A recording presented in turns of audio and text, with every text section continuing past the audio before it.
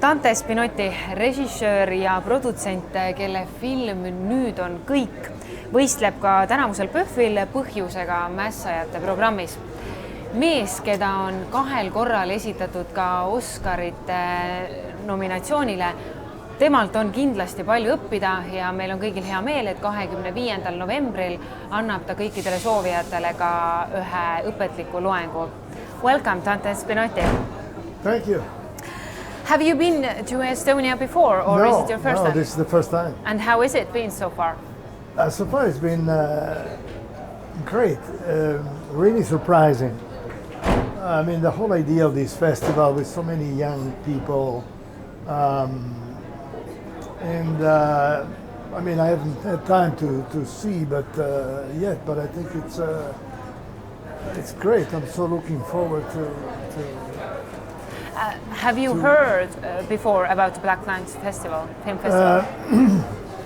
I don't know, because of what I do, being a cinematographer, it's not like you think about festivals so much. Yes, it happens sometimes to go somewhere. But becoming a producer, which is what has happened to me, we produced my son's movie, was in competition in the festival, in one of the sessions, which is, can't remember now the title of. You mean the Rebels program? The Rebels, Yes. the Rebels program. Then it's different. I understood, how festivals are, and you really have to sell the movie now as a producer. Yes, but I didn't do the movie with the main idea being selling it as much as. Well, festivals are so important because they are very important culturally, and because they involve so many people, sometimes also young people, which is really what really matters. And so I found a great energy here. The city is beautiful. You can feel that there's a sense of, to me, of interest in architecture, design. There's something going on in this Tallinn place, which I hope to be able to take a look around in this coming weekend, walk around and see. You have been here so little time, but as you said, Tallinn is kind of magical. Maybe that's the reason Chris Nolan came to here the past summer to shoot his new movie Tenet. I guess you've heard of it? Yes, I've heard of it. However, it's not like I've seen Estonia enough to have the sense of what the land is like. I've been around, I know Scandinavia, I've been around, but not Estonia. So the city is beautiful, but the energy which I feel is around, and the idea of the program of this festival, with so much involvement of young people that do movies with high hopes, which is the case of my son,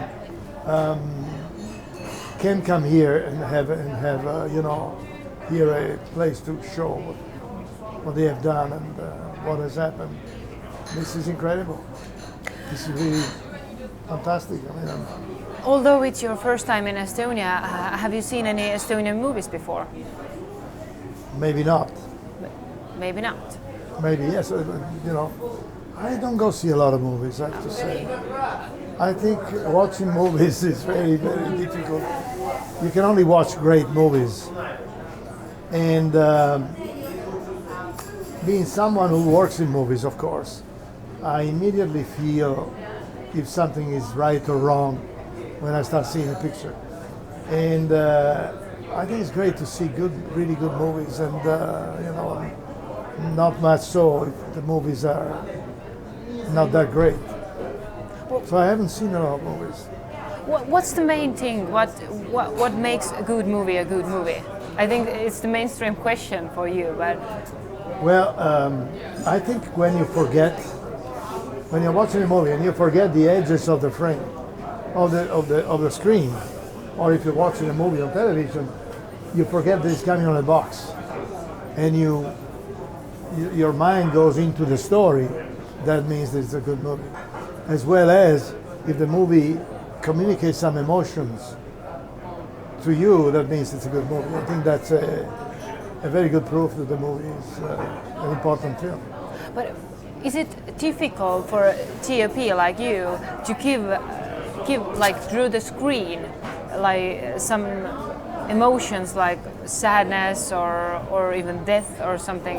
Is it like specifically hard to give them Well, through? you know, it's the key part of our profession, I think, is to understand the language of the movie, how a movie will talk to the audience and the spectators. We have to find out how we are going to do this movie, which is specifically the filmic language, which the movie, you know, and that is the most difficult part of the study when we start prepping a movie. And then, of course, you talk with the director and you work it out with the director, but finding the way to shoot the movie, that is the most difficult thing. And our profession, which is cinematography, needs to be such that the lighting and the camera work, the camera positions. When the emotion of the movie are up here, the lighting and the camera should be also up here to illustrate and describe that emotion. At the same time, when the emotion in the movie go low down, because everybody's unhappy, depressed, because tragedy strikes, also the photography has to help passing on that emotion. That is, I think, the main thing in our work, in our profession. You have done like lots of movies and worked with a lot of different directors. Yeah. How is it like directors can be very like from one side to another, like who is a good director to work with? Well, I think when a director is a good director, he has the right to direct a movie the way he likes to direct a movie, but he has to be a good director. Everybody's different. On my side, I think I can advise a director to maybe go in another direction or do something in a completely different way from what he was thinking, but I need to make sure that I know what's in his mind, because of course it's, you know, the movie is coming from him. The movie is his work. He's been thinking about this story for maybe a couple of years, so I can do and I can suggest different things if I'm sure that I understand what is in his mind. And there are also many ways of being a director. I mean, if you think about Stanley Kubrick was extremely precise. He knew exactly how he wanted to shoot his movie, where he wanted to put the camera, how he wanted the lights to be. Other directors who are also maybe wonderful and great directors are more into telling a story, are more into the literature side of the story they're telling, are more into talking to the actors, and so they leave to us, the director of photography, maybe the storytelling with the camera, or at least they accept, you know, they let us suggest a number of situations, and in that case we take over. You have a good part in telling the story when the director is busy with his actors. You know. Which option do you prefer more? It doesn't matter. It's all about being good. If the person you're working with is good and he knows what he's doing and he knows what kind of story he wants to tell, that is the best thing, because it becomes a challenge for the mind. It becomes a cultural operation. That it was really what is nice to encounter. Do you remember the last time when you were really challenged by something? It was something director wanted and you didn't know for sure how to take it up. You know, if I can change a little bit what you're asking me. For instance, there are some kind of movies that we all know, which are like the big Marvel movies, right?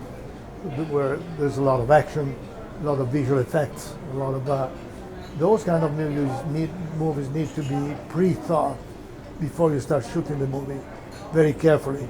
So there are little tiny animation films made that illustrate exactly how the movie will be made. There are so-called storyboards, so drawings or shot by shot. And this is necessary because there are so many people working in a movie like that. And everybody really needs to know what they have to do. The visual effect people, the stuntmen, what kind of action they have to do. And the studio needs to know how much money all these scenes will cost. So they are all pre-studied even before you start shooting the movie. They're all thought out, which is not a lot of fun, I must say. They can be really enjoyable films for other reasons, but I do like when instead there's I don't think we are artists, movie makers. The director is not an artist. I don't think an actor is an artist. Cinematographer is not an artist. But a movie we know can be a work of art, right? We all agree on that. A movie can be a work of art. This means that a movie comes out of the combination of the work of a group of people together. Each one gives a different suggestion and brings, it brings some cooperation and ideas, and together you make a film.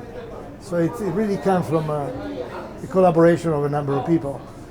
So there are many different ways of collaborating.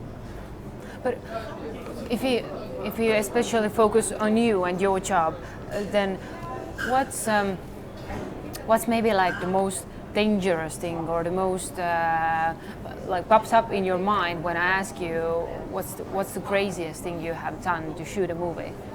I don't know. For a person of my experience, there are no dangerous things.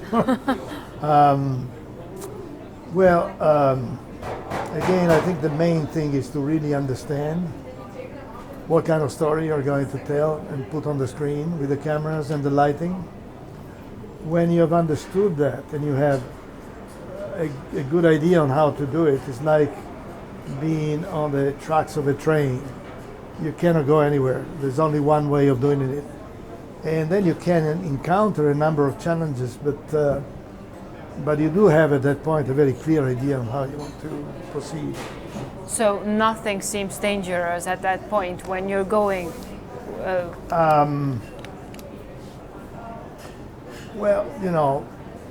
This is the thing is what I usually tell students as well.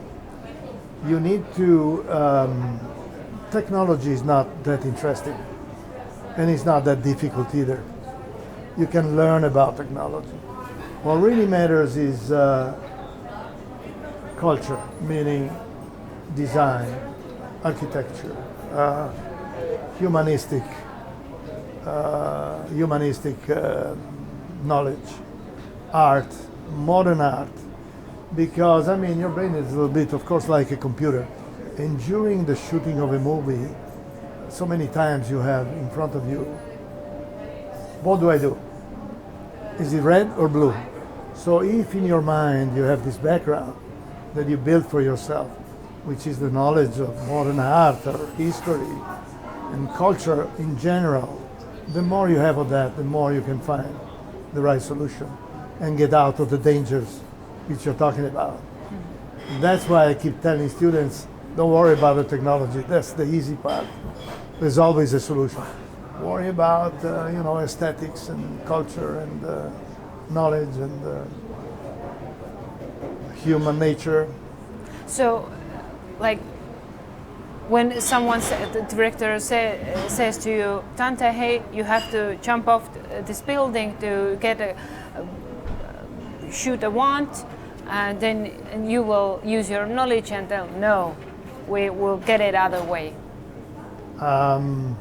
Not necessarily. Maybe you jump off the building. If it's if you look to me, one of the best movies of these last 10 years, honestly, is a movie which is called, do you have mountains in Estonia? We have some, yeah. Some. We like to call mountains. Yeah? Yeah. Others say they are bumps. Emumägi. Okay, anyway, great. Anyway, one of the best movies of the last 10 years is a movie called Free Solo. It won the Academy Award as best documentary. In fact, it's a documentary. it's the story of the climb, a mountain climb in the Yosemite. It's 1,000 meters of free climb. I mean, this guy had nothing in his hands. I mean, had no ropes, no nails. He just prepped this operation in a long time. And then he had 6 cameras that were ready at the right moment. Have you seen the movie? No. It's absolutely Unfortunately incredible. Because if he would have made a mistake with one of his fingers in the wrong spot, he would have gone down. It's 1,000 meter high, free solo. And this poses the great question, which is really an interesting question, of the strength of the documentary versus the strength of a movie where you reconstruct something. Whereas in a documentary, you see this film and you know that it's real. You know, it was happening. In fact, I wanted to leave the theater after 15, 20 minutes. I knew that it went well because everybody knows the guy is an incredible athlete. But nevertheless, it was so scary and dangerous that I wanted to leave the theater. So in that case, very effective as a film, right? Because you have a big transmission of emotion. These kind of emotions are the ones that the movie makers want to give, like not in the documentary. Well, it's a very important question. I mean, where is the help of technology will take the filmmaking very much into the possibility of shooting these incredible things, which at this point poses a big question: documentaries versus feature film. Imagine one day this Oculus, this machine that photograph 360 that is existing now. Yeah. If you imagine this little machine on the shoulder of a soldier, maybe, being at war, rather than a mountain climber or anybody doing something really impressive. So you have the power of reality that you can capture with this new technology as opposed to constructing something. So, coming back to your question, yes, I would have never have shot that movie, Climbing the Mountain, even if back in the days I also shot some mountain climbing documentaries. That's why I was so scared. But if we talk about a little about your masterclass you're about to give on Monday, if I'm not wrong, then what's the maybe ABC you want to tell the future TOPs? I think the ABC is this what I mentioned before, which is looking for the language, finding the right language, the right cinematic language for the story you're telling.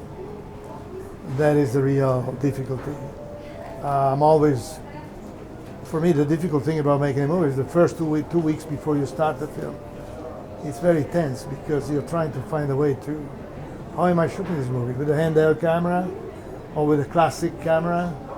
That stays on a dolly and moves.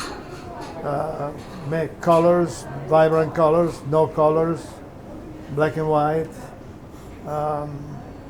Dynamic shooting, cuts. How is the editing going to be? How am I going to shoot the close-ups? With a close lens, with a wide and close, or with a distance, with a telephoto lens from a distance? How do I cover the dialogue? So the search for a language is, to me, the most important thing, the most important product that you have when you start a movie. Is it different in each of the movie, or you have found your own language? No, absolutely. It's different. It's always different. I always like to forget everything about when I do a movie. Just don't take any notes. Just completely forget what I've done in the previous movie to find something when you approach a new story. So I have the characters, the story itself.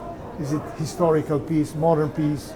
The actors are going to give you suggestions and strong emotional ideas for shooting the movie. So I like to start new every time. But you told that there are a lot of questions, but how do you find answers? How do you know which lens to use, for example? That's the thing. You have to. How do you do it? Just play it through? Well, you read the screenplay, obviously you also talk with the director. You read the screenplay, you will try to imagine inside your head, imagine some image, figuring out some images, visualizing what you're reading in your head, how it could be. And then you have a search on where you are in the story, emotionally, the highs, the lows.